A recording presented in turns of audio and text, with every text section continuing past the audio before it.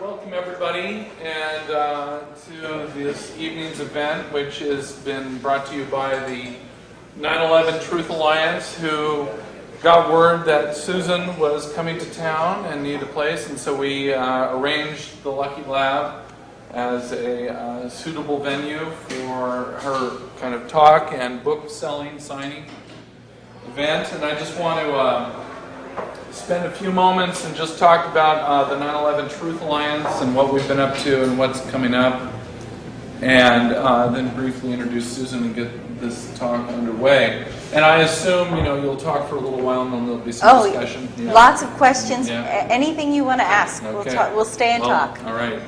And I'm glad you said that, because I think that's a real hallmark of the 9/11 Truth Alliance. It's the thing that's really special about the 9/11 Truth Alliance is that it insists on free thinking and free speech and critical thinking. And it really reacts quickly to gatekeepers. And when these phrases come up, and a lot of people don't know what they mean offhand, but once you've studied the events of 9/11 2001, it's been almost 10 years now, one realizes that there are all these cliches that you can throw up. We're in the Matrix, it's 1984, it's all sorts of highly controlled, highly spectacle is being thrown at the public in a very coordinated and nefarious manner, in a way to get the populations of the world to be docile and not think and be afraid and do what they're told and not speak out. And the 9/11 Truth Alliance is one of the few groups that refuses to stop speaking out and to stop thinking. And so by coming here tonight, you're part of this tradition of enlightenment and resistance and truth-seeking. That's kind of been the hallmark of a lot of the higher cultures of this planet, and it's a real disappointment that we seem to be entering this period in which truth and enlightenment, far from being cherished, are being stamped out with the likes of Guantanamo and any other torture chamber you care to name. So, anyway, if you want to talk about these things, you can come to the 9/11 Truth Alliance meeting, which every Saturday morning at 11 o'clock at the True Brew Coffee House, which is on southeast Milwaukee, just south of Powell Boulevard, on the east side of the street. I don't remember the exact address. It's right there. We meet at 11 for, I don't know, as long as people want to talk, really. And then we also attempt to put together some other events and things. Coming up, of course, is the 10th anniversary of 9/11, 10 years of war and torture and ripping up the Constitution and crashing the economy, and here we are. And we're about to be treated to a media bloodbath in which they're going to rev it all up again, maybe this time for Iran.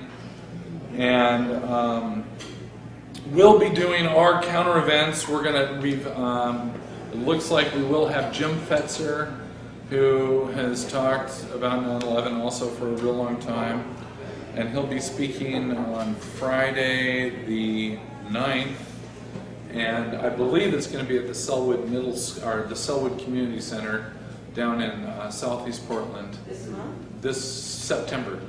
Oh, September. And then on Saturday, in the same building, we hope to have kind of an all-day seminar for beginners and then for more advanced people on the ins and outs of 9/11. I mean, there have been all these fabulous documentaries done about 9/11, all kinds of documentaries done. I mean, there's information up to the wazoo about it, books, etc., etc. It all doesn't appear to pierce the hardcore media grip on reality, but we're going to talk about it anyway. And it's down in the Selwood Community Center, and we're here in the Lucky Lab because the 9/11 Truth Alliance has experienced backlash of truth-telling in this town. We've had various different events, and we've been chased out of venues, time and time again. Chased out of venues, one after another, and you know, this is the reality of where we are right now. I mean, liberal friends who we thought were liberal friends turned out to just be liberals, and they appear to be just as more in favor of Obama and bombing Libya and attacking Yemen and shredding the Constitution and instituting, you know, rendition here in the United States, and I guess employing Guantanamo tactics at Pelican Bay and other supermax prisons now in the United States, where there's a hunger strike, which you also wouldn't know about unless you like kept your ear extremely close to the ground. I mean, Pelican Bay, our very own Guantanamo, is actually just over the border in California from Oregon, so it's not even just a few hundred miles from here, and they're torturing people right now, right there.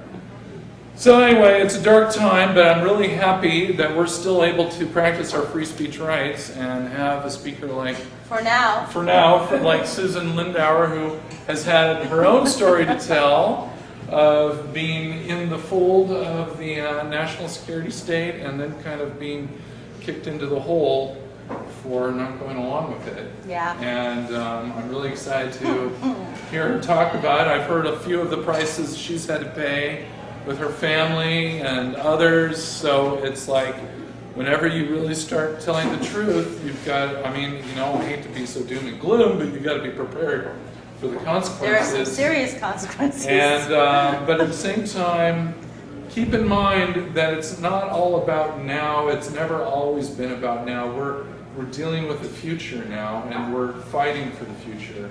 And you know, that's where we're at. So here we go. Thank you.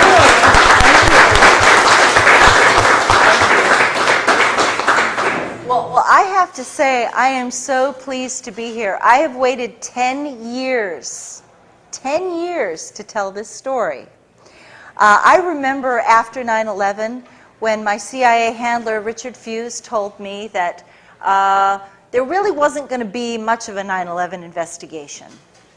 And we were going to try to keep the people calm. That's what he said. We're going to keep them calm. And I said, what do you mean? He said, well, we don't really need them to know everything that we were doing before 9/11. And I said, well, why? What do you think what do you think's going to happen when they find out that you didn't tell them the truth? Why don't you just tell them the truth right now? And he said, well, that's not really what they want to do.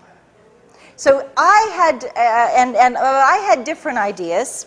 I will tell you straight off the bat that right after 9/11, my CIA handler received a $13 million payoff from the 9/11 investigation that was supposed to be money used for the Iraqi, to secure Iraq's cooperation. And I ended up getting indicted on the Patriot Act. I was the second non-Arab American ever indicted on the Patriot Act after Jose Padilla. And my crime was in opposing terrorism and going to Congress, and I had spoken to the staff of Senator John McCain and Senator Trent Lott, and I had pounded them. I called their chiefs of staff, their legislative directors, and their foreign policy people, and I said, I'm an asset who covered Iraq and Libya at the United Nations, and I have a story to tell, and you need to hear what I have to say. And within 30 days, I am not making this up, this is actually, thanks to the Patriot Act, all of my phone calls to these offices are taped by the FBI, so I can actually prove that they occurred. And I have the dates, I have the actual phone conversations on tape. And within 30 days of those conversations, I woke up to hear the FBI pounding at my door, and I got up out of bed and I looked out the window, and there are men in flak jackets in my porch. And I open the door, and they come into my house, and they're like, Ms. Susan, and the FBI agent is shaking. He's shaking. And he said, you are Susan Lindauer, you are hereby notified, you are under arrest on the Patriot Act. And I said, what? You have the right to remain silent, anything you say, et cetera, et cetera. He read me my Miranda rights, and I was just like, What are you talking about? I'm making coffee. You know, I'm not a bank robber, I'm not a drug dealer, I'm not a murderer. I haven't broken any laws that I can think of, and I have no idea what you say that I've done. He said, well, your attorney will explain it to you later on. Okay? Okay. That began a 5-year indictment, 5-year nightmare on the Patriot Act. I was never taken to trial. In 5 years, I was allowed 1 morning of testimony with 2 witnesses. The 2 witnesses were a former chief of staff for a congressional member of Congress, and my old friend Park Godfrey, who verified the 9/11 warnings that I'm going to talk about tonight. And I'm going to tell you, and then I'm going to let you guys ask a lot of questions, and I know you're going to have a lot of questions. I'm going to do my best to answer as honestly as I can. I do not have all the answers, but I will tell you up front that I believe there was both the hijackings, and that does not mean that I'm right and you're wrong. I believe there were both hijackings and a controlled demolition scenario, and I'll explain to you how the whole thing fits together. And you may disagree, and that's okay if you disagree with me. But I can tell you, but when you hear what I have to say, you'll understand why I've reached this conclusion. So I believe both of them happened, okay? And it's also very important for you to know that as the 10-year anniversary of 9/11 comes up, no offense, but you guys have no idea what actually happened. This is like the lies are so much bigger than what you know. And it's so much deeper, and it's so much more tragic once you have the truth. So on that note, let me just take you to, I'm actually going to start, I'm going to move you a little bit ahead to remember when George Bush they were counting the votes in Florida. Okay? I'm going to take you back to November of 2000. They had not yet declared that George Bush had won the election. I was having meetings with the full knowledge and permission of the CIA with Iraq's ambassador to the United Nations on resuming the weapons inspections. It is very important for you to understand that this story with the 9/11 also ties in deeply to what happened with Iraq. And contrary to everything you were told, the Iraqis were not resistant to weapons inspections. They had a comprehensive agenda. The CIA had already a comprehensive agenda for resolving the entire conflict without war at all.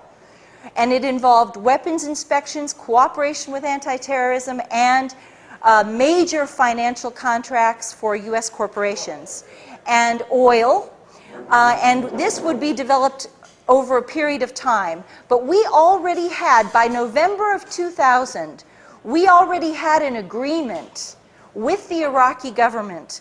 We had a framework agreement that was, at that point, it was undefined, not so well defined, and we had to make it defined. But they had already consented to all of these things. They wanted peace with us.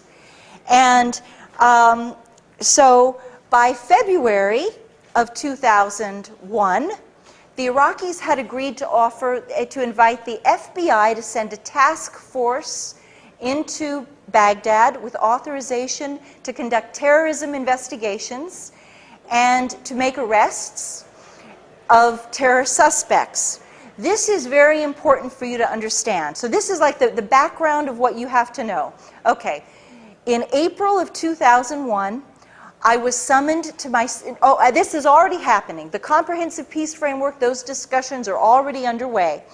And I am, at this point, the chief asset covering the Iraqi embassy and the Libya house, both of them, I do both of them, and Yemen and Syria and Egypt and Malaysia. But Iraq and Libya are my primary countries. And so I'm a back channel, which means that the U.S. government gives me messages to give the Iraqis, and then the Iraqis give me messages to give to Washington. So I know everything. Every single conversation is going through me.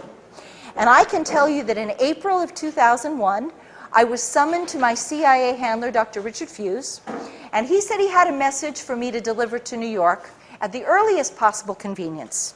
And the message was this: we are looking for information on a conspiracy to hijack airplanes. We expect the target to be the World Trade Center. We think they're going to fly the airplanes into the World Trade Center. And we want the Iraqis to provide any, it's called actionable intelligence. Actionable intelligence is a name, an airport hub, a flight number, something that's going to help us identify who they are, where they're meeting, what their nationalities are, anything like this. And he says, he gives me a message, and he says, we want this information, and I want you to tell the Iraqis that if they fail to give us this information, and if it is later determined that they knew the information and they did not give it to us, then the United States is prepared to go to war with Iraq. Okay, this is April of 2001. Well, I went up to New York, and I was we were in the middle of these great negotiations. We already had an invitation. From February of 2001, we have an invitation for the FBI to come to Baghdad. So I go up to New York. I'm very pleasant. I'm very polite. There's no reason to be nasty with these people. They want peace. I say, hey, could you please send a message to Baghdad? We'd like this information.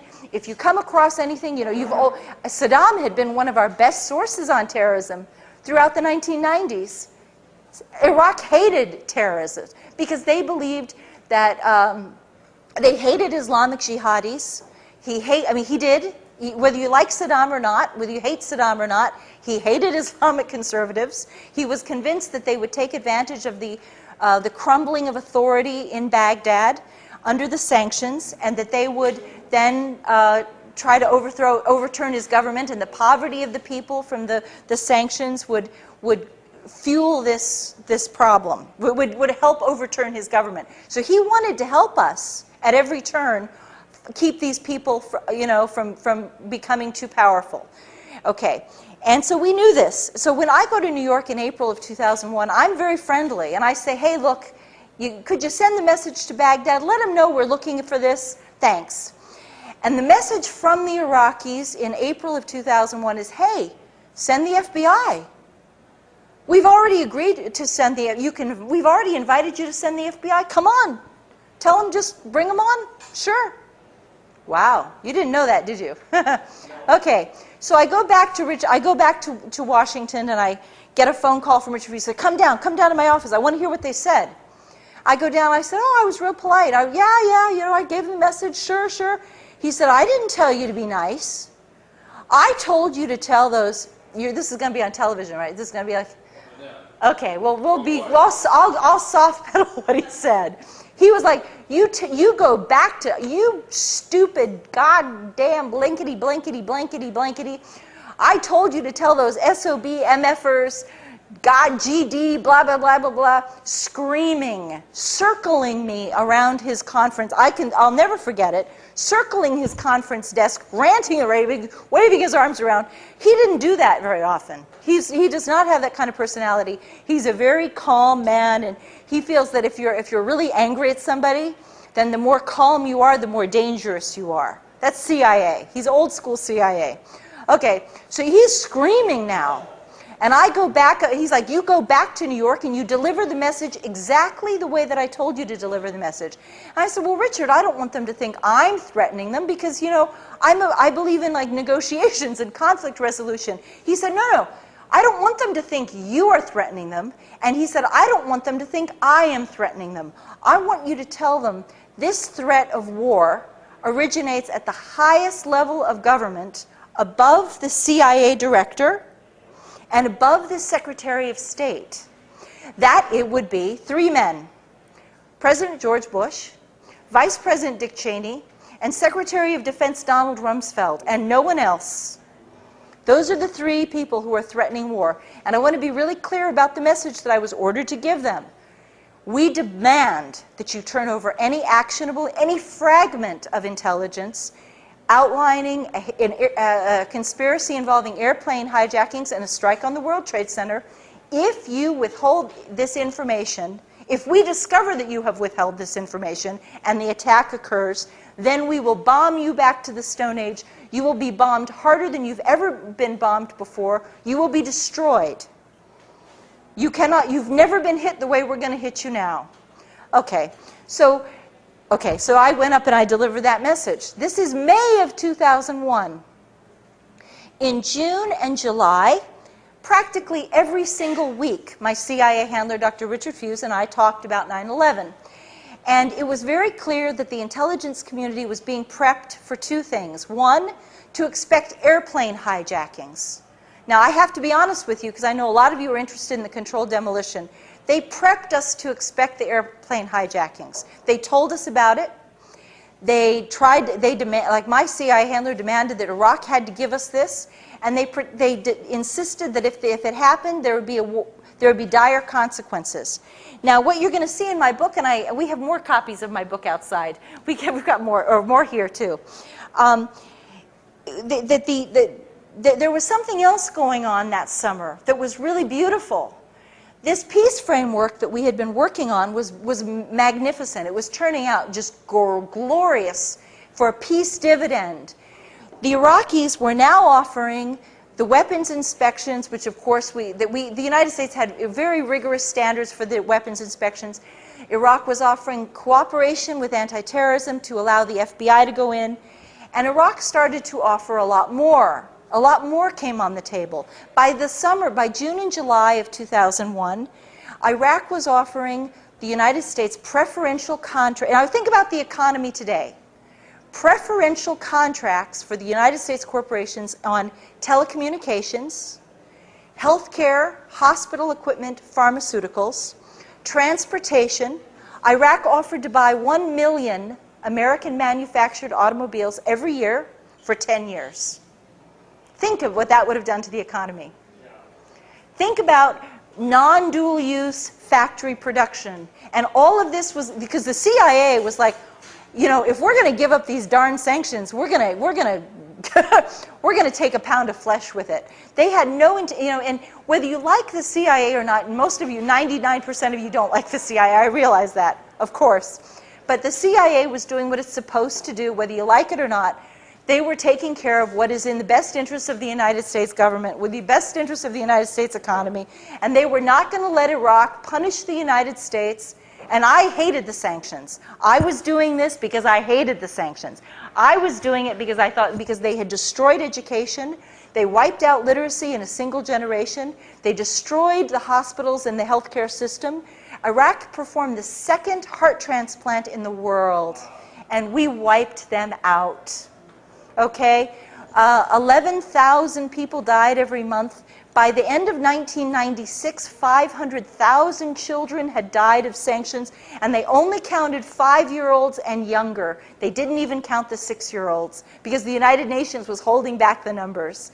And after that report in December of 96, they stopped counting it. The United Nations never published another report on the deaths. So frequently what you will hear is that only 500,000 children died, but in fact they continued to die, and approximately 1 million children died. They were babies. They weren't even alive when the first Gulf War happened. This was an offense against, this is genocide. This is a mass genocide. So that's my motivation. But the CIA did not have my motivation. They were out to make sure that the United States was not going to be punished for what they had done. And I was like, and believe me, by this point, we just wanted to get rid of the sanctions. The Iraqis were like, if they'll get rid of the sanctions, you bet. We'll give them anything they want. So before 9/11, you could have had every single thing you possibly could dream of. And if the CIA could have thought of more to ask for, we would have. We would have asked for, it was shameless. Okay, so you have peace that's breaking out in the Middle East. You have the 9/11 warnings. And then in August of 2001, we went into high activity mode. I can tell you the exact day, on August 2nd, and after I tell you this, I'll open it up to questions. On August 2nd was the Senate nomination hearings for Robert Mueller to head the FBI. He was going to be the FBI director. And I was on the phone with my CIA handler, Richard Fuse, and I said, there's not one single terrorism investigation this man hasn't thrown. Oops. That's okay. He threw the Oklahoma City bombing investigation. He threw Lockerbie. And I said, this man should not be the FBI director when this next attack occurs. And Richard Fuse said to me, my God, what if there is no FBI director when this happens? I said, do you think it's that soon? Do you think the attack is imminent? He said, oh yeah. He said, it's absolutely just in the next couple of weeks. He said, I don't want, and I said, well, God, Richard, I'll go back to New York right now, and I'll pump the Iraqis and see if they've got anything from Baghdad. I'll see if they have any news for us. And he said, oh my God, Susan, do not go back to New York City. It's too dangerous. We are expecting the use of a miniature thermonuclear device. And they were not afraid that I was going to be hurt by like falling debris in the World Trade Center. I wasn't going to be at the World Trade Center. They were afraid of radiation contamination, like the winds blowing the radioactive stuff. And that's what he was like, don't go up there. We're expecting mass casualties. And I said, well, Richard, I'll go up the day after. I can tell you the exact day. It was a Thursday. And I said, I will go up to New York on Saturday and I'll report to you on Monday. And we'll just find out if the Iraqis have anything to give us. I went up to New York. The Iraqis said, ain't got nothing. We don't know. We don't know anything about this. You keep telling us about this. The only way we know about it is because you're talking about it. But we don't have any information to give you. And if we did, we understand the consequences. We know that if we don't help you, you're going to go to war with us if you think we did. And if there was anything we could give you, we would do it. So I go back and I report that on August 6th. On August 6th, there is a memo to the president telling him that this is a high security threat, that it is an emergency level, that it's imminent. Okay. At my meeting with Richard Fuse does something very important. He tells me that because of my direct contacts with Iraq and Libya, I should be the one. I am perfectly positioned, because everyone likes to think that Iraq and Libya are involved in terrorism to begin with. I should be the one to contact U.S. Attorney General John Ashcroft's office. And I should tell them that we're looking for what's called an emergency broadcast alert across all agencies, seeking any fragment of intelligence involving airplane hijackings and a strike on the World Trade Center, identified specifically. And I make that phone call. My conversation with Richard Fuse is August 6th. Probably August 7th, August 8th, I call them. And immediately I talk to I have a private phone number. See, you guys couldn't get this number, but I have it, okay? I have the number inside the Attorney General's office. I'm not calling a switchboard. I'm calling his private staff, okay? I'm calling his government liaison office. No, that's not true. I call his private internal office. There are about 20 members of his private staff. His legislative director is there, his government relations person is there, but I call inside that office. And they give me the office for the phone number for the Office of Counterterrorism. They say, repeat exactly what you just told us and tell them. I am told that John Ashcroft said, oh, those CIA people keep talking about terrorism, and they keep talking about this darn airplane hijacking, and they're so paranoid, and why do they keep bugging us about it? That's what I'm told they said. But I did what I did. And when I did that, I apparently tripped some wires, because it denied the White House, it denied the Justice Department and the Attorney General's office of deniability, plausible deniability. And that's very important. And that is why they came after me so hard and tried to destroy me utterly, because they could not admit to you that we had absolutely anticipated this thing. We knew it was going to happen exactly as it did go down, with one exception. And here's where and then I'm going to finish this, and then I'll open the floor to questions. What I have learned since then, now all the things that I've told you are things I did directly. So I'm telling you, I'm not relating what somebody else did or a conversation that somebody else had that has been reported to me. This is direct primary knowledge from my own experience. But what I'm going to tell you now is from somebody else, okay? And so I distinguish these two things.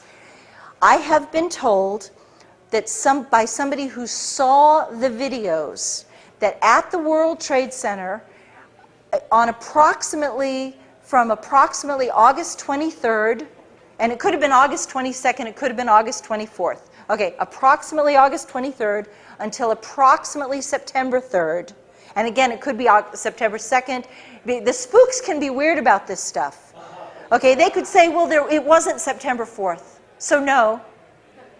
No, it could have been September 3rd, okay? It could have been September 2nd. Right within a couple of days of this, my friend says that at approximately 3 o'clock in the morning, strange vans, and there were just maybe 3 of them, he said, that not just a couple. The way he put it was a couple of vans. So we're thinking 3, possibly 4, but most likely 3. A couple of vans arrived at 3 o'clock in the morning after the janitorial trucks had left the building. It's very important because they were able to identify the vans according to make, model, color, and there were no markings on the vans. But the janitorial vans did have markings. And so they were able to distinguish that these are not the same vans. And they know how the janitorial trucks left the building, and they actually tracked the paths that the janitorial trucks took to drive home. Like the janitorial workers were driving down certain roads to get over to their houses, and the CIA, or the FBI, the NSA folks tracked those people home. And he was quite convinced that these are not the same trucks. And between the hours of 3 o'clock and 5 o'clock, these trucks had never been in this building before. It was an anomaly. Definitely, it wasn't like it was going on for months and months and it just continued. They showed up for 10 days, 10 or 11 days approximately, then they were never seen again. And that's when they believe they wired the building. And they do believe, and my friend told me absolutely it was a thermite bomb with, it was a thermite bomb with potential sulfur in it.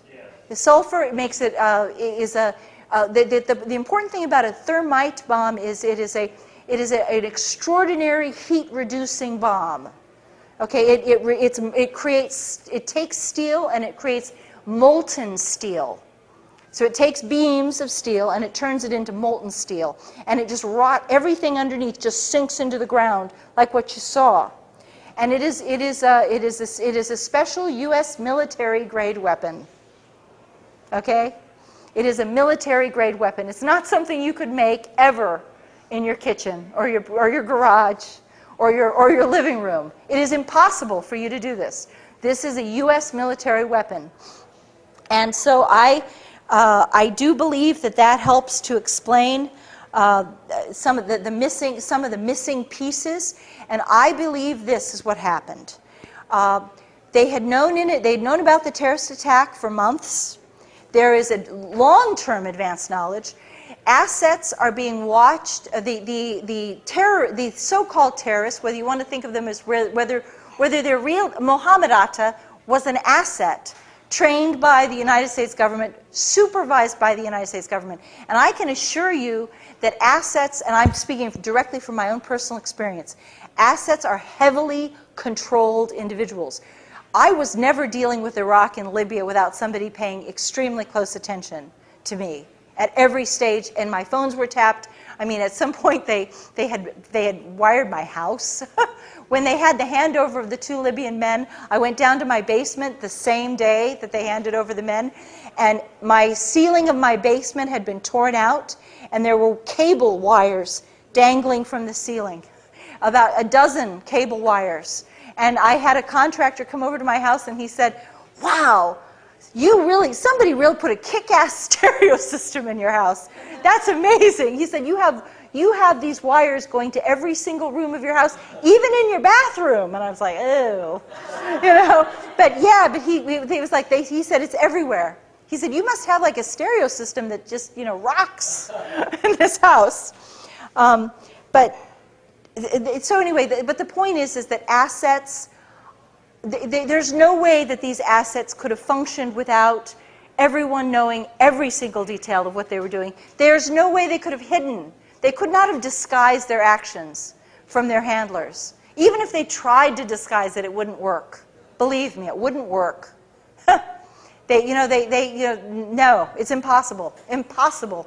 And so it's more likely that they were using Mohammed Atta to guide the conspiracy, to track the conspiracy, and then they discovered that they were bozo pilots, they were clowns, they weren't any good at this flying stuff, and now they had an agenda. And the agenda was that when this attack happened, they were going to go to war with Iraq. But, oh gosh, we've got a problem now. Because the problem is they're not going to be able to do the job. Uh-oh. Oh, what a bummer. We're not going to be able, because see, here's the thing about all, and I'm speaking now, again, from experience. The 1993 World Trade Center attack killed 5 people. The bombing of the USS Cole killed 12 people. And once the smoke clears and the catastrophe, the chaos is over, and the noise is done, it's pretty, it's like, it's all, there's not a lot of damage that would certainly not enough that would allow a government, a pro-war cabal, to throw itself into a new war with Iraq, which they wanted to do. They'd already decided to do it. And so that is the motivation. The thing is, there can never be any police officer will tell you, there is no crime without a motive and opportunity. And we had both. So it's not like they just spontaneously wired the World Trade Center. They knew it was coming, and they wanted to make sure that they had maximum damage when it hit. They knew they were going to use the airplanes as the cover to demolish the building. So it's not, a lot of people in the 9/11 truth community have gotten kind of, at first, when I first broke this news, they were like, a lot of people attacked me, and they said, you're saying there were airplane hijackings. No, there was a demolition. And I'm like saying, no, there's both of it. Both things happened. They knew this. They knew the airplanes were going to be hijacked, so they used it as a cover for to guarantee maximum destruction because they already knew the consequence of war. So there you have it.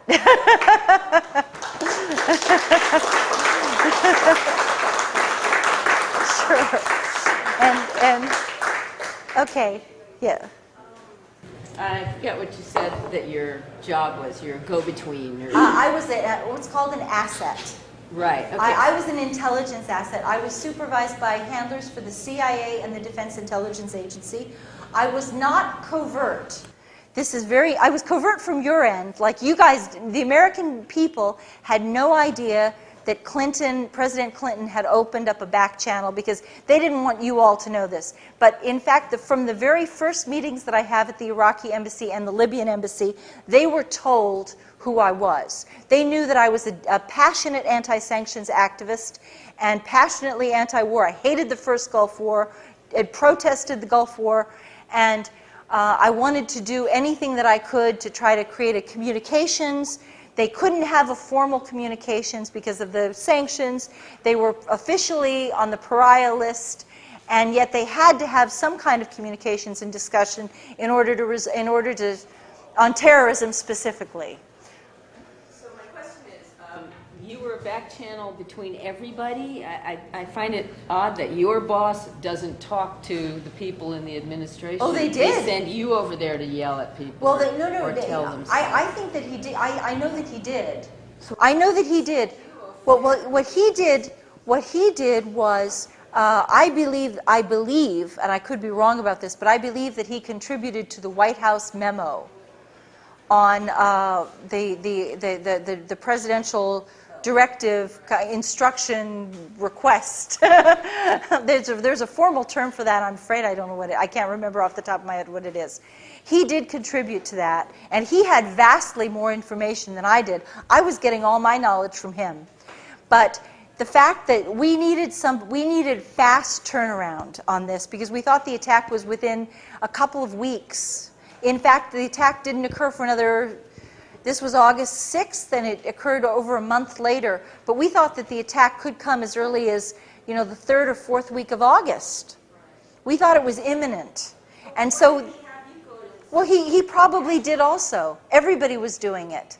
See, this is the thing that, no offense, but there was so much discussion about this attack. Everybody was talking about it. George Tenet had some meetings. Other analysts had meetings at the White House that Condoleezza Rice has like conveniently pretended didn't happen. But there was a lot of knowledge, and the fact that I would be able to get the Attorney General's attention, the staff attention, by saying I'm in direct contact with Iraq. That's kind of like that's like a bona fide thing that in the CIA. That's like they call it bona fide. So more information to them is better. Yeah, exactly. We were, and it wasn't like a supervisory thing at that point. They wanted someone with direct contact, because I had direct contact with the events, and I could cite that and say, you need to listen to me, because I spoke with the Iraqis on Saturday, and I need to tell you this. I spoke, you see what I mean? Yeah. So that's, I'm sure he also did. I know he did other things too. Okay. In the course of your talk, what I haven't heard is any real evidence that there was a genuine jihadi plot.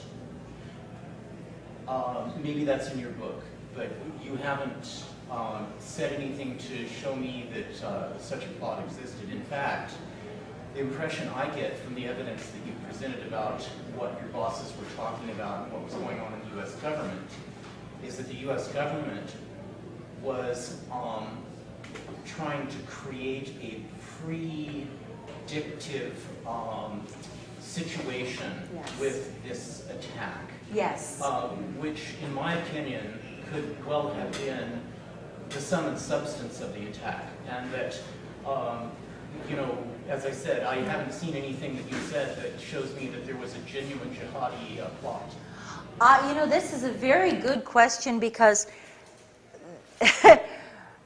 it's really questionable that there was a jihadi plot. I do believe there were hijackers. Now, I have to tell you that I do believe there were hijackers. On the other hand, I know that the people that they did identify were assets. Okay? They worked for the United States government.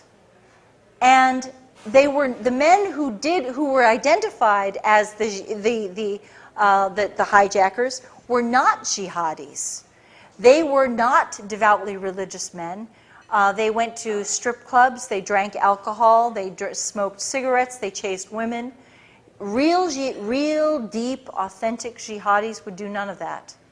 They were, and so it's really curious to me as to what and I don't have an answer for you, unfortunately, but what their final minutes must have been on this earth.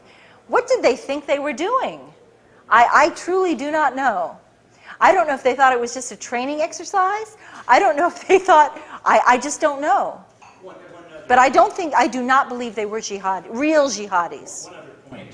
You say that there was a point in midsummer 2001 when the CIA and elements in the U.S. government may have become concerned that having planned this event and prepared for it, that the alleged jihadi pilots weren't going to be able to accomplish the goal. Yeah. Well, now, according to the official version of 9/11, they did accomplish the goal of flying the airplanes into the buildings. And so, do you think that the CIA made a mistake and underestimated the talent of these pilots? Well, here's the thing. They did fly into the building, of course, they did. And they could have been on automatic pilot. That makes sense. We know that there was a heightened GPS and heightened cell phone activity that is very unusual. Usually the GPS only works it doesn't work at certain altitudes. And at a scale of like 1 to 10, the GPS signal was working at a 10, whereas ordinarily it might work at a 4. See? And so something was helping boost, and it had to be boosted. It couldn't have just spontaneously done this on its own. Something had to be boosting the GPS signal. And it's just a matter of scientific requirement that it had to be boosted, and it was.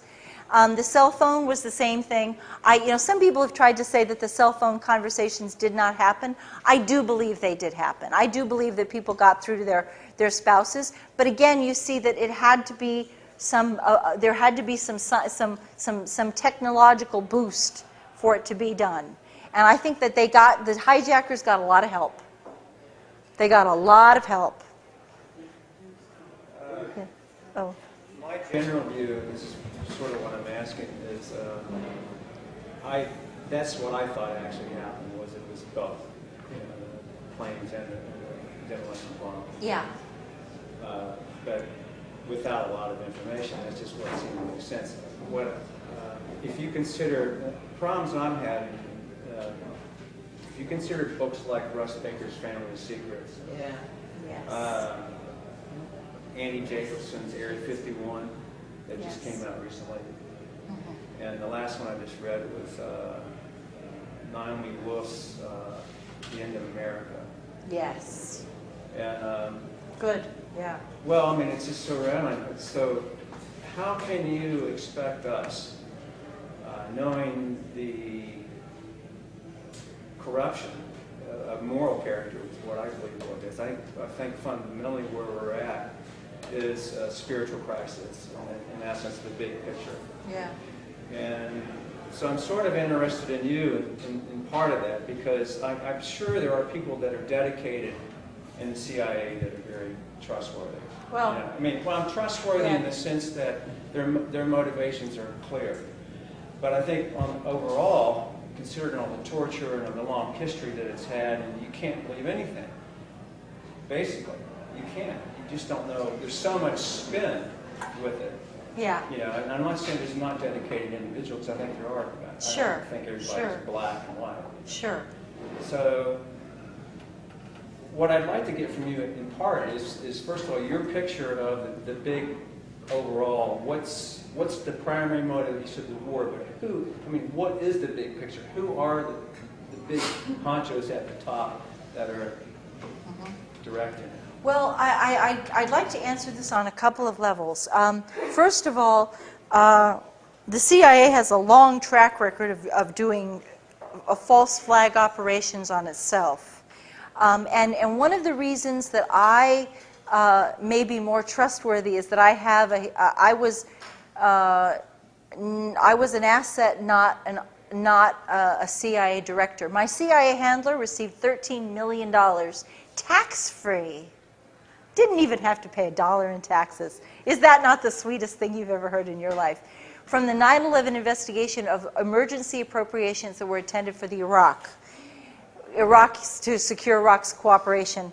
And he took the money, and you've never heard him speak. And when I was under indictment, my own CIA handler refused to speak to my attorneys for 5 years. If he had spoken to my attorneys at any time at all, we could have ended my indictment entirely. But the other thing is that the reason you should trust me is because I paid for this. I was locked up in prison on a military base for a year, and I was held under indictment for 5 years. And the government was so, if you do a little research on my story, you'll find the government was so threatened by what I was going to say that they actually argued this is like a record. There's a history of this. You can confirm this. They wanted to forcibly drug me with Haldol, Ativan, and Prozac, which would have chemically lobotomized me, because they said that they admitted that I was not hallucinating. I do not suffer depression. For those of you who do suffer depression, sorry, but I don't. I don't have mood disturbances. They said I had good eye contact. I was cooperative, smiling. They could not identify anything wrong with me except that I argued that my defense was I had worked in anti-terrorism for 9 years, and I warned about 9/11, and my team warned about 9/11. And they were like, they tried to detain me up to 10 years. They actually petitioned the court for the right, on the Patriot Act, for the right to detain me up to 10 years in prison with no trial and no hearing. Imagine that. The government is arguing that we don't have to give this woman a hearing. We can just lock her up indefinitely. And I was the test case on this, and it was horrible. And they wanted to lock me up and forcibly drug me at the same time so that I would be so destroyed. They told the judge that they had no idea how long my cure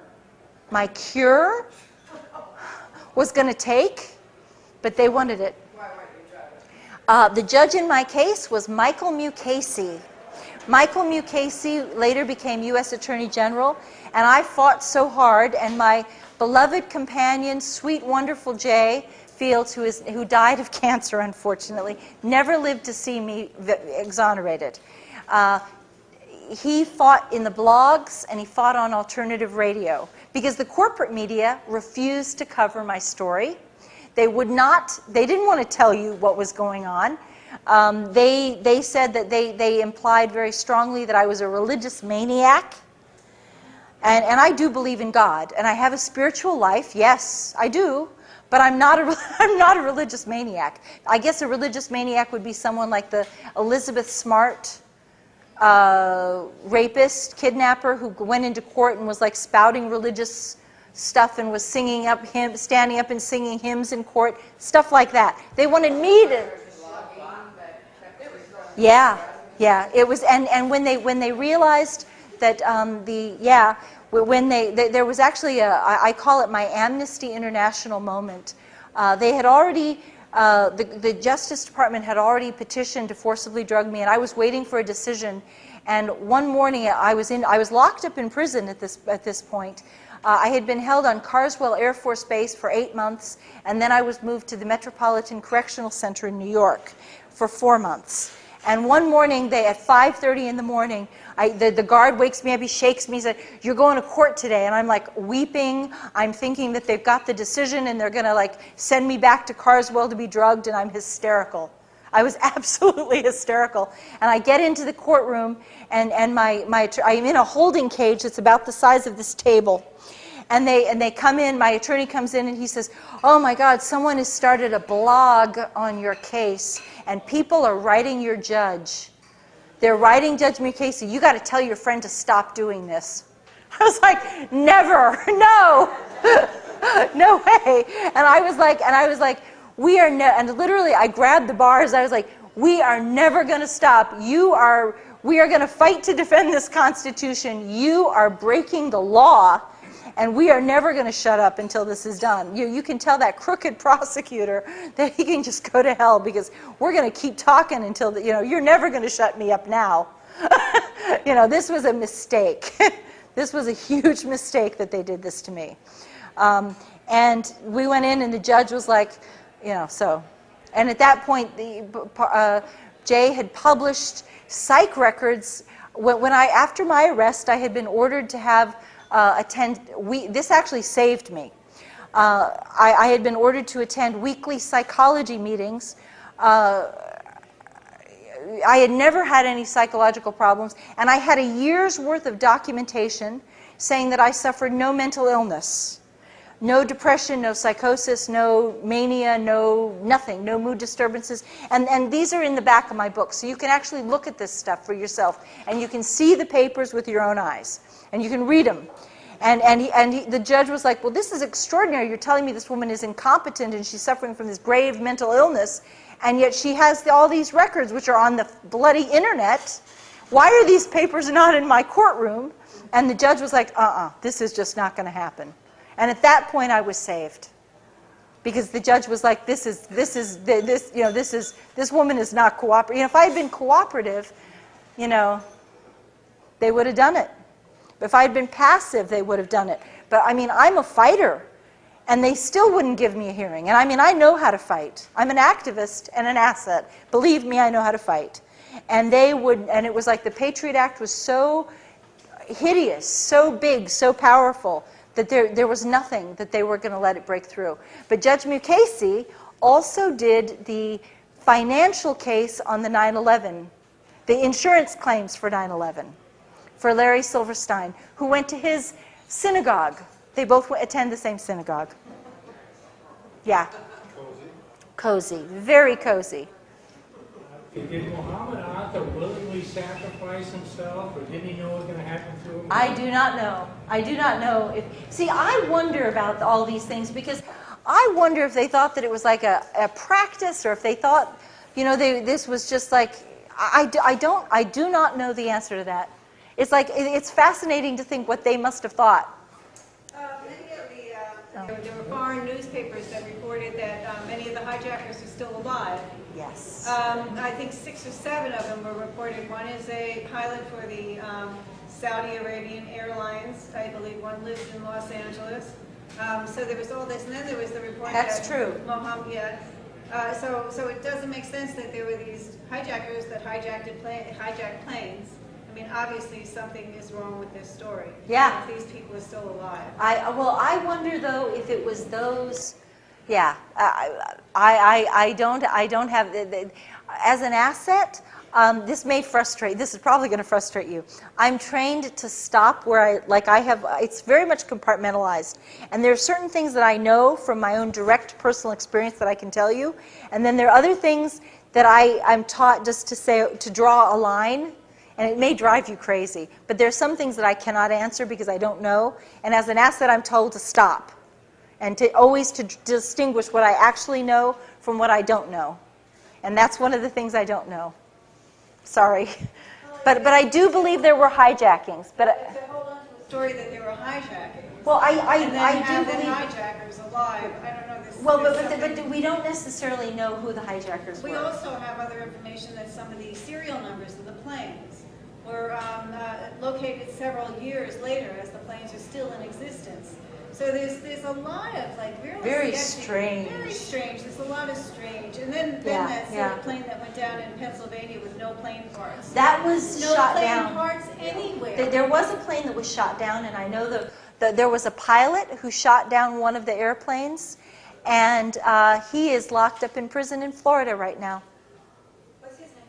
I don't know. I could get it for you. I will get it for you. I've been told his name before, and I'm actually doing a radio interview with Michael Herzog tomorrow, who's the one who told me about the guy. And I will get that information, and I will pass it to our friend over here, and we'll get that to you. Because he needs help. The last I heard, he was still in. It could be that I hope he's been released. But he may have been released by now. But the last I heard, he was still in prison. And if he is still in prison, it'd be awfully nice if you guys could help him. Who's to gain? Who's to lose? You know, Well, I believe. I mean, the tragedy was that it was so. Before 9/11 ever happened, they already knew about this peace framework, and they already knew that they could have. The United States would receive no punishments at all no punishments. They would not face any problems because of the years of support for the sanctions. The Iraqis wanted the sanctions off so badly that they were going to give the United States everything that they could have wanted. So this is even going on before 9/11 happens, and they were going to give them, 1 million American-made automobiles every year. Telecommunications, that would be satellites, phone, TV, the CIA could have been, snooping through all the Middle East phone conversations. It was crazy what they lost. Healthcare, hospital equipment, pharmaceuticals, just on and on, just amazing things. so you're tying that Oil. to corporatism? Yeah, they could have had everything, even oil. And the only group that wasn't going to benefit was the military-industrial complex. Because this would have been peace. This would have been a very prosperous peace. Believe me, the CIA was driving a hard bargain. Anything that we could think to add, and I have to say, again, I'm anti-sanctions, so I know that a lot of people would say, well, that's not fair to do to the Iraqis, and I agree with you. I agree with you. But it was what the CIA wanted, and they were going to have every single thing that they could think to get. And they wanted, and at the same time, we all knew that it would have to be tremendous to appease George Bush, because he was out for, the Daddy Bush fantasy, this delusion. It was a delusion. But the one group that was not going to benefit was the military-industrial complex. And they were going to be the big losers in this whole thing. They were not going to be able to have their wars. They were not going to be able to sell their military weapons systems. The $400 billion, we wouldn't need all for this equipment or that equipment. They wouldn't need any of it. And so they were the losers, and they were just too powerful. You know? Okay, this isn't actually a question, but a brief comment. Okay. We were talking about the Pennsylvania Flight 93 crash, alleged crash. Yeah. And I just want to say that anyone can claim to have, any pilot could claim to have shot down the airliner. That's easy to claim something like that, but did it happen? And I just want to point out that not only was there no plane debris at the alleged crash site, but neither was there a debris field anywhere else. And we know from incidents like Lockerbie that when a plane blows over land, it leaves a debris field. But there was no debris field to be shown. Well, it's also the Pentagon. It's also the Pentagon. I do not believe that the Pentagon was hit by an airplane. I mean, they're saying all that debris suddenly was magically just removed. You know, there was no airplane there either. So it's, you know, there's still a lot of questions about 9/11 that I cannot answer for you, and I'm sorry. I wish you know, these are good questions you're asking. And it's not like I'm trying to blow you off. There's just some things I don't know. But hopefully I'm going to give you enough new information that you'll be able to, like, put some more pieces of it together. You mentioned your compartmentalized structure of the agency. Yeah. And I think that's pretty well understood how one person can be sitting here working on a project, the next person's there, and they can't, you know, they're not allowed to really to look at what the other one's doing.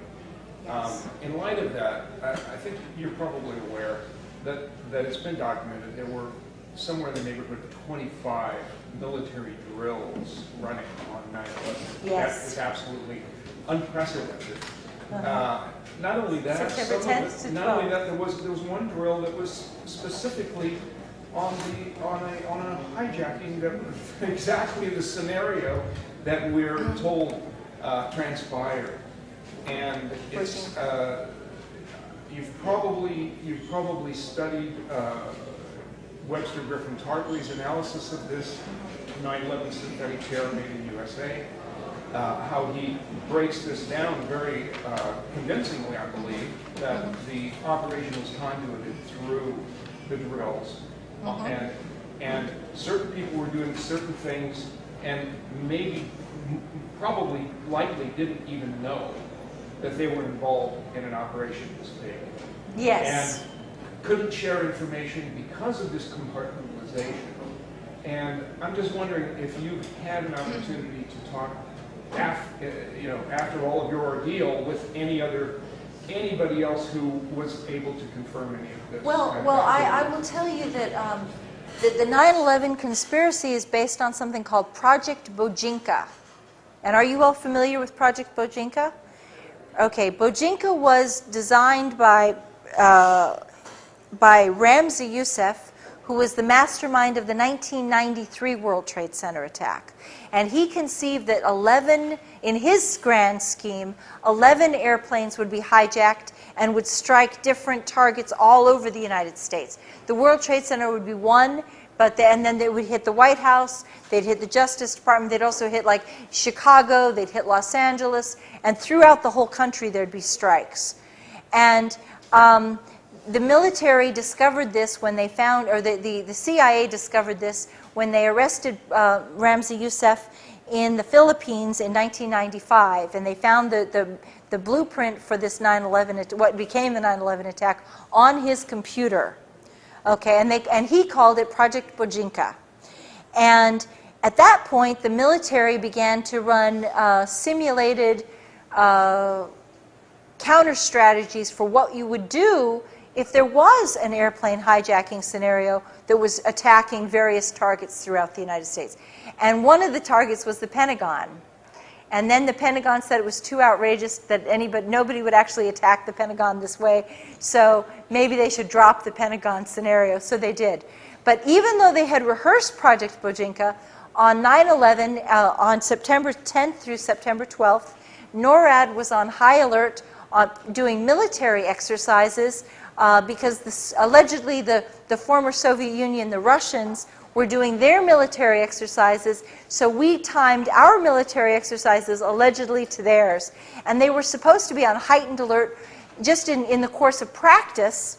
They were supposed to be on heightened alert for any invasion of sovereignty of airspace, sovereign airspace, on those dates.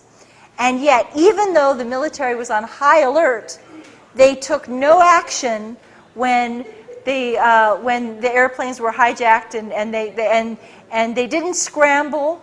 They didn't do any. They broke all of their own protocols. Well, weren't they mostly sent up in directions away from the There you eastern go. seaboard? Yeah. Yes. And they sent one jet. They turned one jet around and sent it after one fighter to go track They were down. already on drills and exercises that had already taken them out and basically left the eastern seaboard. Yes. unattended. And Yes. this is supposed to be the smartest military in the world, right? Yeah. There you go. Any consequences for anybody for not taking action to play? And yeah, exactly. Well, it was embarrassment. Well, I'm talking like, putting someone into prison or something like this.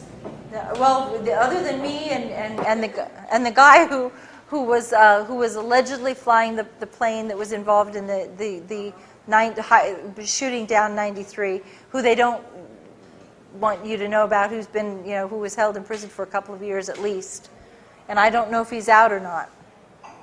I mean, they gave him a real hard time. So, yeah. Susan, could you remind me again what the sanctions were for in Iraq?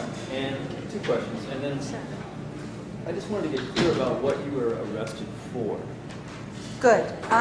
The sanctions were on to punish Iraq for allegedly having weapons of mass destruction, and they said that they would keep the sanctions on Iraq until all weapons of mass destruction were confirmed to have been destroyed. Now, it appears that they were actually destroyed by the end of 96 or 97, but the United States had an ulterior agenda, which was they were not going to let go of the sanctions until Saddam was out of power. But what had happened was, by the year 2000, while Bill Clinton was still in office, the international loathing for sanctions had become intense. 2 million people had died from sanctions. Between 1.7 million and 2.2 million had died. And the international community was violating the sanctions. The German pilots were and Jordanian pilots were, and actually it was coming from all over Europe. Germany was the first, and they had pilots fly humanitarian supplies over the air through sovereign airspace and land at Baghdad airport, and then a whole bunch of other countries followed suit, and they were all like, we're not going to do this. This is wrong.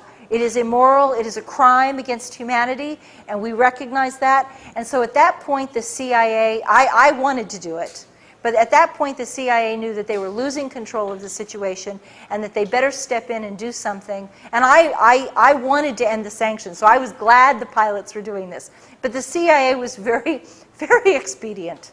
It was politically expedient. They were losing control of the situation. They wanted to take back their power. I was arrested for, I was accused of several things. One, I was accused of acting as an unregistered Iraqi agent because I had delivered a letter to my cousin, who was the chief of staff to George Bush, telling him that the war in Iraq would be catastrophic, and begging him and outlining several of the consequences, like democracy would throw power to Islamic fundamentalists, and there would be a rise of terrorist attacks, and the Iraqi people hated the sanctions, and they would hate America for having done all this, and if they could get their hands on America, it would just be a very ugly, brutal occupation, and they'd fight us. That was my letter. I went to jail for that.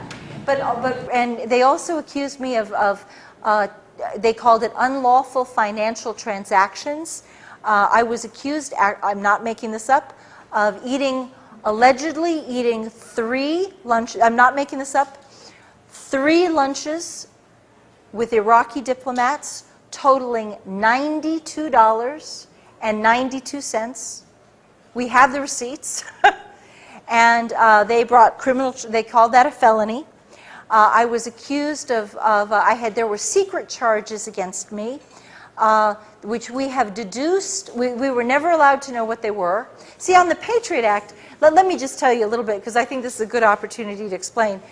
When I was indicted, under the Patriot Act, they're allowed to have secret charges and secret evidence and secret grand jury testimony. This is very much, the Patriot Act is modeled on the pretty much verbatim, in many page upon page, identical to the old communist criminal, let's see, I guess it's the Soviet, let's see, there's a long name for it, the Soviet Criminal Act, which set up the KGB apparatus and allowed people to make make accusations against their neighbors without identifying themselves. And it set up the whole Gulag system. And the Patriot Act is modeled on that Soviet law, the Soviet Criminal Act. And it's almost verbatim to what that is. So, I mean, this is a really scary, scary law. But I was accused of possibly, in the secret charges, we believe the secret charges was that I received a book from the Iraqis that was a book on depleted uranium. And that was considered classified because if we were to tell American soldiers about the health risks and the rise of cancer rates and birth defects, then it might demoralize American soldiers. Okay? And another thing was that Saddam's government tried, I'm not making this up, another secret charge was that we believe, because I know what I was doing in the periods when of these different, they'd have a date, and I would know approximately what I was doing on that date. And so another one was that the Iraqis tried to give the Bush administration several $100,000 in campaign contributions so that during the presidential election, because they wanted to show that they wanted to be friends with America. And I had reported that to my defense intelligence handler. He was like, holy shit, you got to tell the Iraqis not to do this. You got to make them not do this. And because it reminded them all of the Asian fundraising crisis under Clinton. And he said, don't they watch C-SPAN? Don't they know they're not supposed to do this? And he said, you go back and you tell them that if we find out they gave money to the Republican Party in this campaign, we're going to bomb them. We're going to, but see, at this point, Iraq had been bombed so many times, you couldn't threaten them with bombing anymore because they'd already been attacked. How are you going to impress on people who, oh, you're going to bomb us again? Okay. Sure. So. A rewind to earlier in the talk. But I just wanted to know how you knew that Muhammad Ali was a CIA asset. That's been very well established. They've admitted that he was a CIA asset. So could you send me a reference or something so I'd be able to verify that? Can you find something?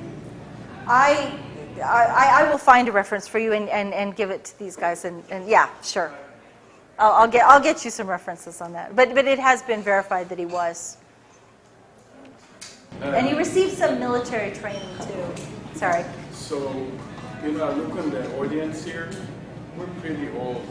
Do you go to I'm sorry. No, that's okay. I'm sorry. Do you go to universities or high schools or because young people can steer things up, and do some major changes, Do you do that, or they say, no, you cannot? Well, actually, I've really just started doing this because my book came out just 6 months ago.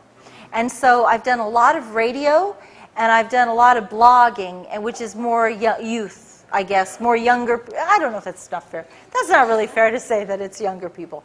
But I do a lot of radio and a lot of people, a lot of new media stuff. I would love to do that. I would love to do that. If I can this is really my first kind of book tour. So, but I would love to go to college campuses. I'm just kind of figuring out how to do it. Because part of the problem is the corporate media will not cover my story at all. Even when I was locked up in prison, One of my favorite stories, I know you guys all love Amy Goodman, but Amy Goodman told Amy Goodman, oh, okay. Yeah, well, you gotta hear what she did to me. When I was locked up, my boyfriend called her and talked to her producers and said, please, Susan is the cousin of the chief of staff to the president. She covered the Iraqi embassy. She warned about 9/11. She's locked up on a military base on the Patriot Act, and they're refusing to give her a hearing.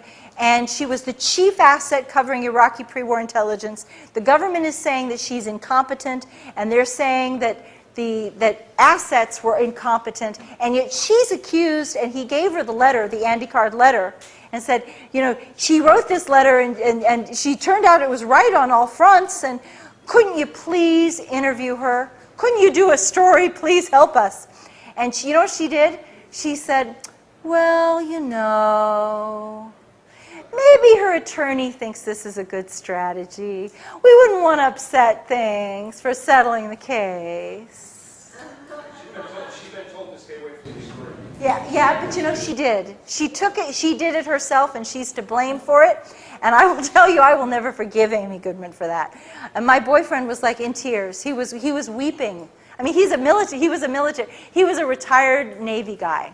And you guys, Navy guys don't, I mean, men, he's like, some men don't cry. He cried.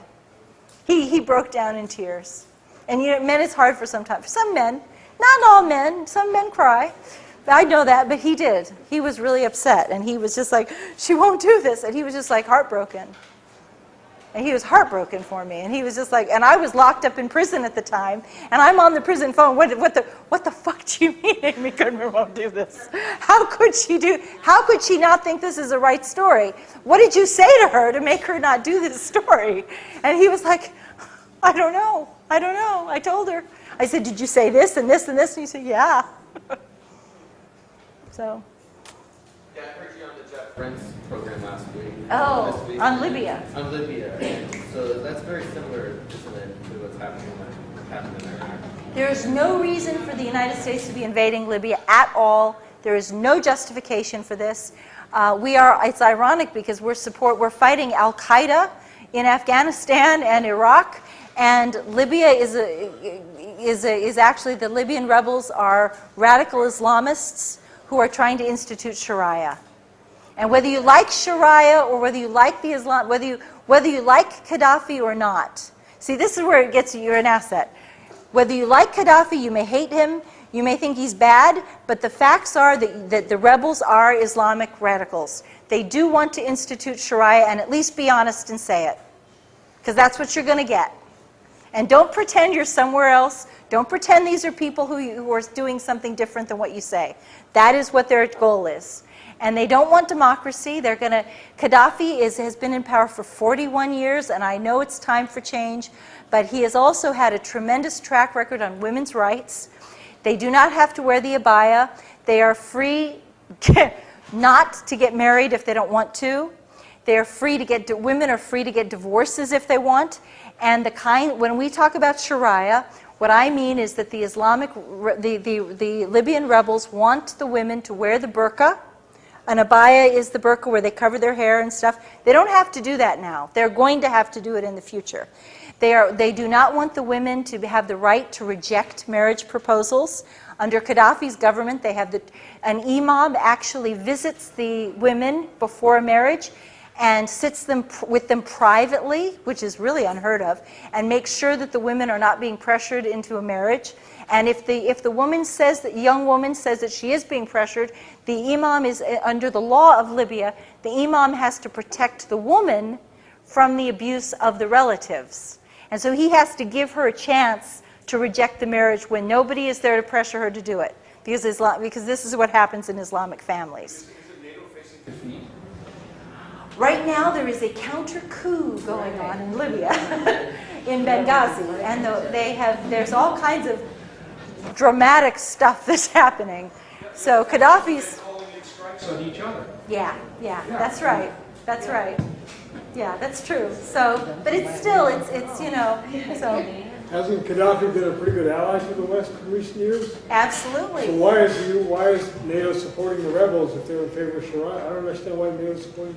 It is very interesting. Gaddafi has Libyan oil costs $1 per barrel to produce, and the United States had preferential contracts already. The United States and France and Britain all had, they could take as much oil as they wanted. And most of the oil does not come to the United States. It does, however, go to Italy and France and Britain. So it's a major source of European oil. And yet, what Gaddafi was doing was, Gaddafi also has gold. And I think it's very interesting that we have this major financial crisis, and now we're attacking a country that has both oil and a huge private reserve of gold on its own land, and like 500 I would have to double check this fact, but it's like 500 tons of gold in its bank vaults. 143. 143, I stand corrected. 143 tons of gold, correct? Something like that. Something like that. And we're trying to take their gold and their oil. And it's so dirty, it's a dirty fight, and it's just... Why would these radical fundamentalists want to let us have the oil and the gold once they win? Well, you should be in Washington. That's the kind of thing that makes sense. But that's what the Americans are choosing to believe, that they're going to have this sweetheart deal.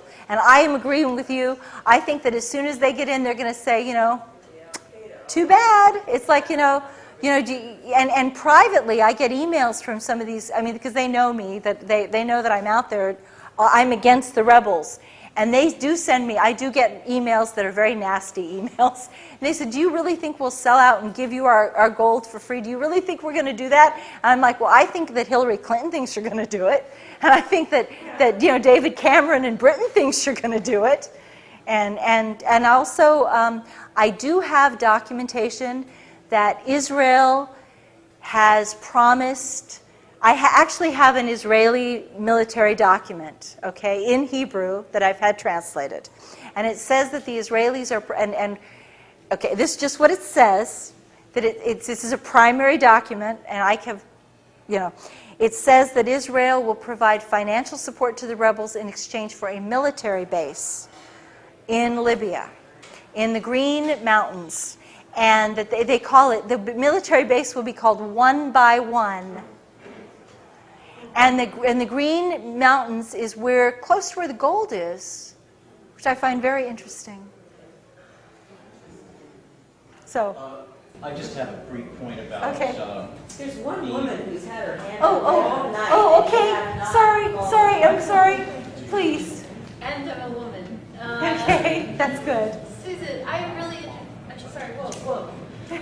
very interested in your constitution, how you're dealing with all of this. I've been really impressed with all the interviews I've heard, and how you seem to be like a really grounded, confident, yet buoyant person. And I don't know, just hearing what you have, like a sense of humor and a sense of irony. I like to think I have that, but how do people go through what you've gone through? Like are people we know being called into grand jury, being put into what's that detention called with the communication center detention? That is a very scary thing. And Bradley Manning, like when it gets that bad, like how can we be sure that people can still stand up and talk like you are today? Well, I'll tell you, when I was locked up in Carswell, I cried every day. And not when I first went in. I was there supposedly, when I first went in, I was told it was going to be 4 months and then I'd be released. And the first 4 months, I was okay. Because I was like, I'm going to get out of this, and I'm going to tell, and boy, am I going to have a story to tell, and they're not going to shut me up.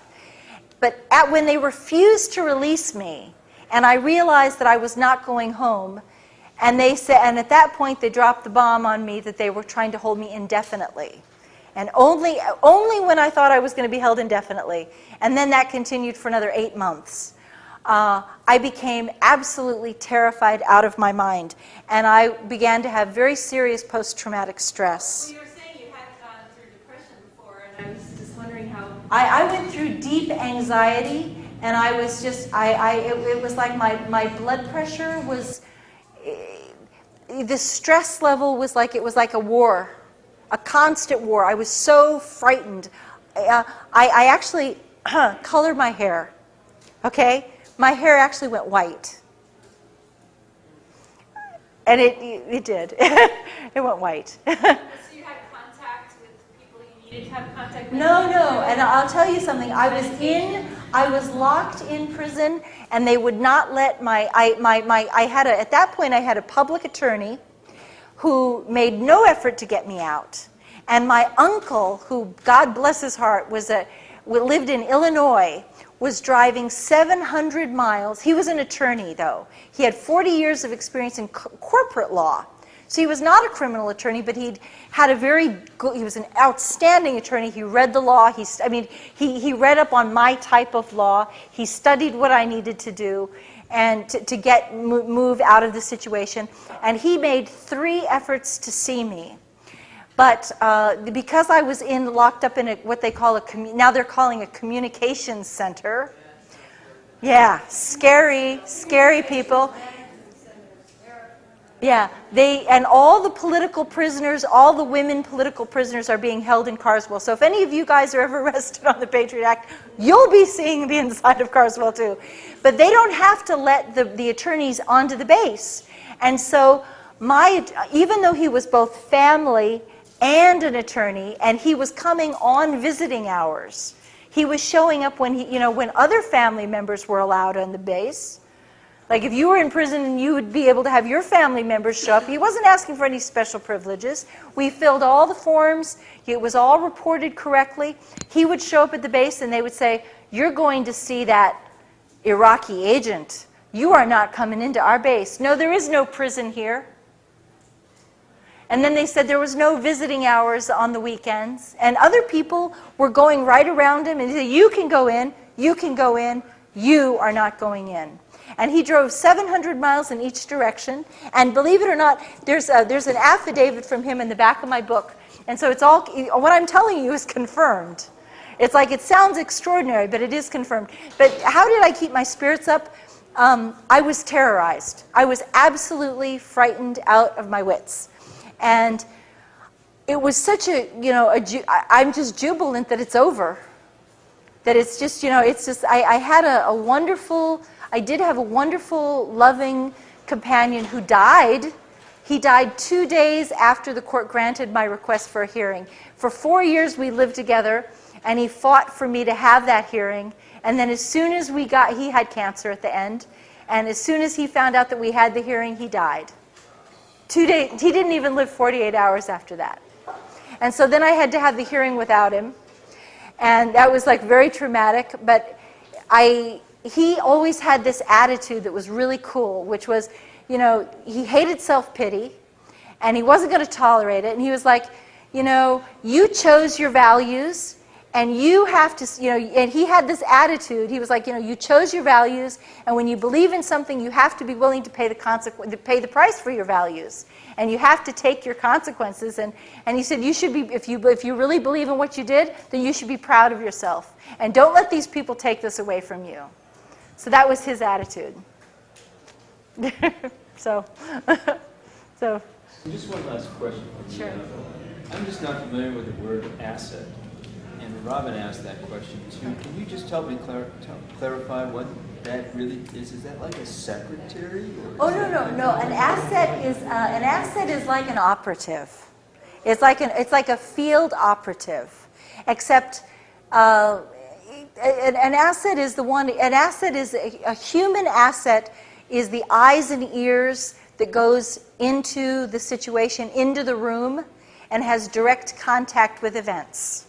So assets are that's why assets are trained to be very, we are trained to be very observant of the full situation and to be very descriptive of what we're doing. And we're trained not to change what we've seen for any reason. And that was a real threat to the Bush administration, because it's just like you don't ever change your story. Because the detail that you think is small, that you think you might compromise, could turn out to be very important, because you are compartmentalized. And you're like seeing a picture of this. And they need to know what this is. They need to see what you see right here. Even if you don't know what's over there or what's over there, they have to know that this here that you're reporting is as accurate and precise as possible. That's a spot. Yeah. Except that basically, with the exception in this situation that the Libyans and the Iraqis both knew who I was from the first day that we went in. And the reason that the Libyans knew immediately, once I told the Libyans, it was over. I mean, you can't ever take it back. And that was that my CIA handler, Dr. Richard Fuse, was involved in the Lockerbie case, and he wanted to be a witness testifying in the Lockerbie case. And so we were starting, before I ever went to the Iraqis, we started talks for the Lockerbie trial with Libya, and we wanted the Libyans to know that if they would accept the trial, that his testimony would help exonerate their people. So then I had to tell them who I was. And so they knew, but I remember the first conversation I had with Mr. Amara at the Libyan embassy. He's like, we want to know why you are here. This is a very important question. It requires a very important answer. And so he was like, we want to know, what the heck are you doing? Because you people just didn't, in 1995, when I established contact with the Libya House, people just didn't wander into the Libya House. Believe me. You know, and if I had not been an asset, the FBI would have arrested me the minute I came out of there. You know, so they were told not to touch me. So after you were locked up for a year, and then it was 5 years total that you weren't allowed to say anything? Well, 5 years I was under indictment. Okay. So when you're under indictment, anything you say can and will be used against you in a court of law. However, what they had done was very clever, because when I was released from prison, the corporate media told everybody I was crazy. I had been declared, quote, incompetent to stand trial. And so I must be, there must be something really wrong with me, so most people wouldn't listen to what I had to say anyway. So what happened for the next 4 years? And then did anybody say anything when you were starting to come out with this? And have you ever heard from anybody at your Mr. whatever his name is at the CIA again? Well, very good questions. I was actually under indictment for 18 months before I got sent to prison, and then I was held for a year. So when I'm released from prison, that's actually the halfway mark of my case. Then I found another attorney, and it took him about another 18 months. It took try to understand what I'm saying to you. 2.5 years I'm under indictment, and I'm released from prison.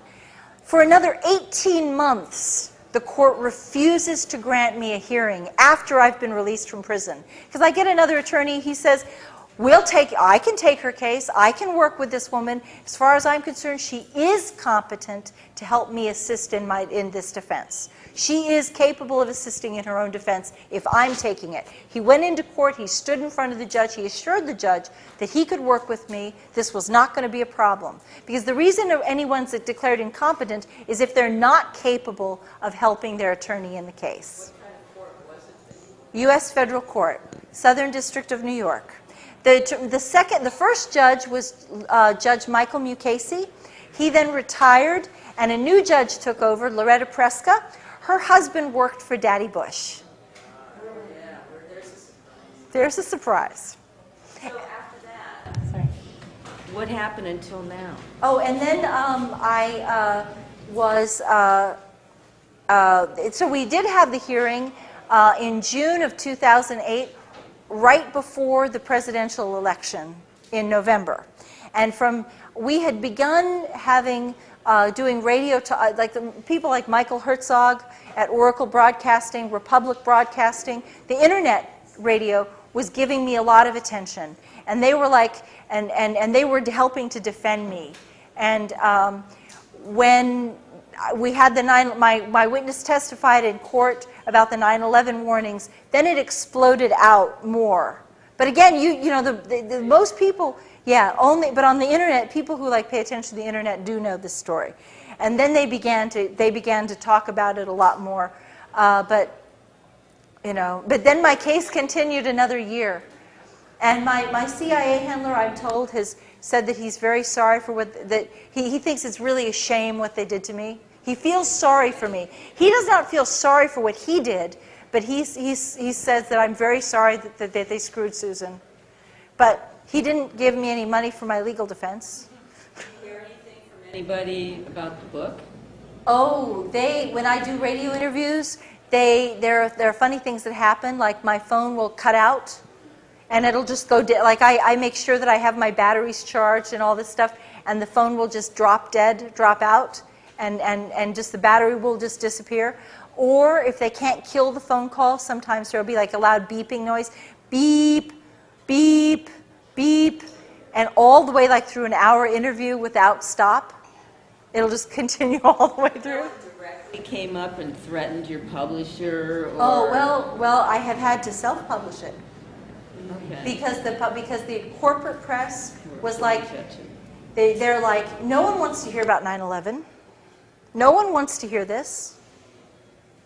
And then we were afraid. We did have some smaller publishers who were willing to take it, but we were very much afraid at that point that a smaller publisher would be threatened and then they would close the book and they'd stop it. And so I decided that the safest way to go forward would be to self-publish it, and with my, hopefully, by the time you realize I've got 700 footnotes, I've got the documents in here, I've got, the affidavits in there, and now I'm safe because no one has sued me, no one's threatened to sue me, and so hopefully in the future, if I write a second book, then hopefully they'll pick up this one and both of them will be distributed.